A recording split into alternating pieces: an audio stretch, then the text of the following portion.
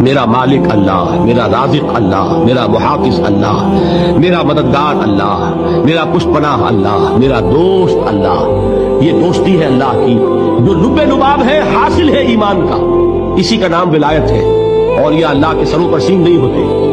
جس کے دل میں ایمان راسخ ہو چکا ہو وہی اللہ کا ولی ہے، جسے اللہ پر یقین ہو چکا ہے وہی اللہ کا ولی ہے، جسے یقین ہے اللہ میرے ساتھ ہے، میرا مددگار، میرا پشپناہ، میرا ساتھی، میرا دوست، میرا محبوب، میرا محب۔ اللہ اہل ایمان سے محبت کرتا ہے۔ واللہ یحب الصادقین، ان اللہ یحب الذین یقاتلون فی سبیلہ صفا کانہم بنیان مرصوص۔